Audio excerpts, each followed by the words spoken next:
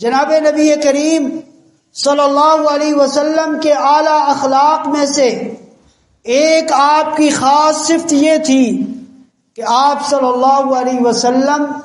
کسی سے انتقام نہیں لیا کرتے تھے۔ انتقام کا جذبہ ہمارے آقا صلی اللہ علیہ وسلم میں نہیں تھا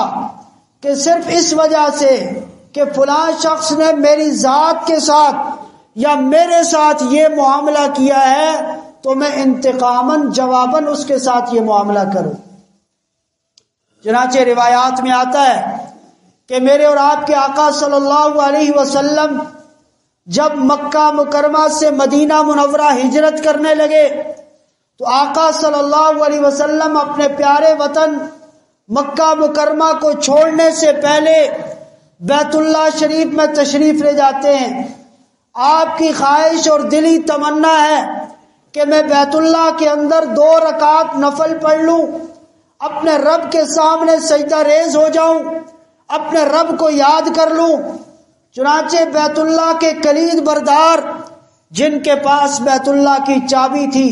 عثمان بن طلحہ ان کا نام تھا، آپ نے ان کو بلایا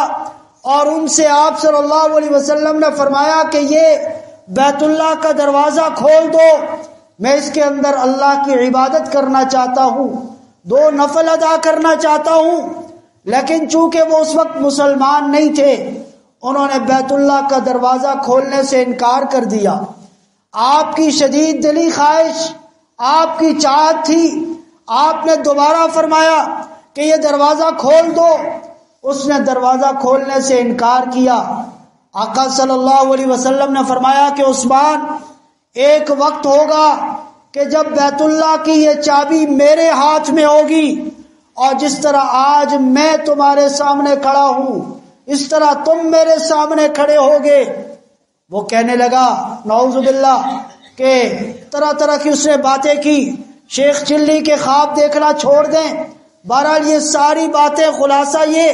کہ اس نے آپ صلی اللہ علیہ وسلم کے لیے دروازہ نہیں کھولا۔ میرے اور آپ کے آقا صلی اللہ علیہ وسلم مکہ مکرمہ سے ہجرت کر کے مدینہ منورہ تشریف لے جاتے ہیں۔ مدینہ منورہ میں اسلامی ریاست کی بنیاد رکھتے ہیں، اور ایک وہ موقع بھی آتا ہے کہ سن 8 ہجری میں میرے اور آپ کے آقا صلی اللہ علیہ وسلم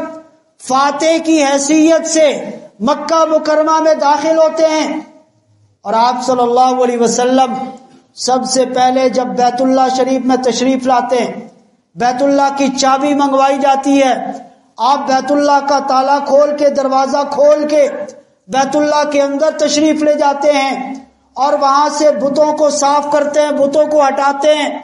اور اللہ کے حضور سجدہ ریز ہوتے ہیں، اللہ کی عبادت کرتے ہیں، عاجزی اور انکساری کے ساتھ اپنے رب کو یاد کرتے ہیں۔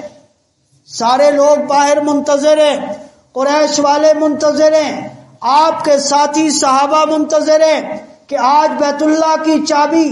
کس خوش نصیب کے حوالے ہوگی۔ چنانچہ میرے اور آپ کے آقا صلی اللہ علیہ وسلم بیت اللہ میں عبادت کے بعد جب باہر تشریف لاتے ہیں، ہر شخص کی یہ تمنا ہے کہ بیت اللہ کی چابی مجھے مل جائے، بیت اللہ کا کلید بردار ہونے کی یہ سعادت مجھے نصیب ہو جائے۔ میرے آقا صلی اللہ علیہ وسلم